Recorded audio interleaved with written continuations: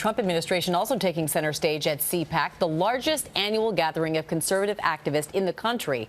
Both Vice President Mike Pence and White House Chief Strategist Steve Bannon making their case for Trump's agenda and against the media. Let's go to ABC's Chief White House correspondent Jonathan Karl with more on all of that. Good morning, John.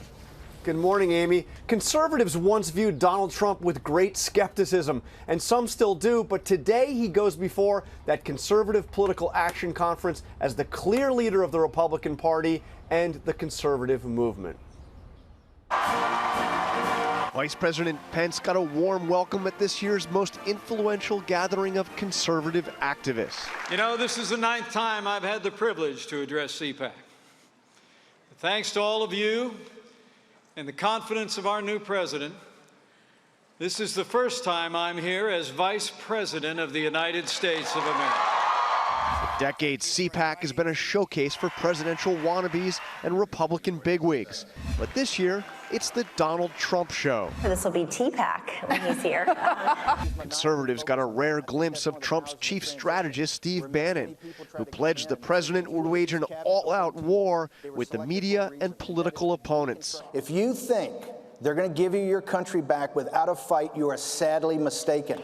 Every day it is going to be a fight, and that is what I'm proudest about Donald Trump. Every day in the Oval Office, he tells Reince and I committed this to the American people, I promised this when I ran, and I'm going to deliver on this. This year's Trump takeover of CPAC comes after he skipped the gathering last year and got hammered by his Republican rivals. He was told there were conservatives that were going to be here.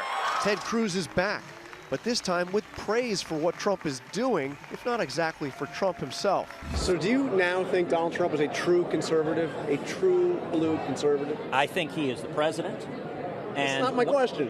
Is he a conservative? I think he's the president, and I will say the first month, the cabinet President Trump nominated is a terrific cabinet. So does that mean you now think he's a true conservative? I think he is implementing conservative policies, and anytime he does, I will celebrate and applaud it. Okay, it's not a yes. I'm going to focus on substance.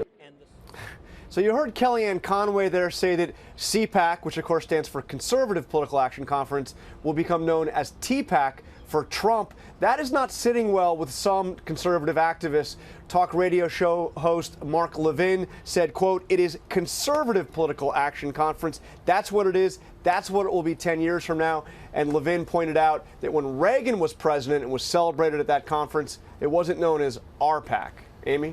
And John, you mentioned Trump skipped CPAC last year. So what do you expect his message will be to all of those conservatives, Ted Cruz as well, perhaps, who worry he's not conservative enough?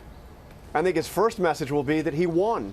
That is Trump's answer to a lot of the criticism. He won big in those Republican primaries among conservative voters.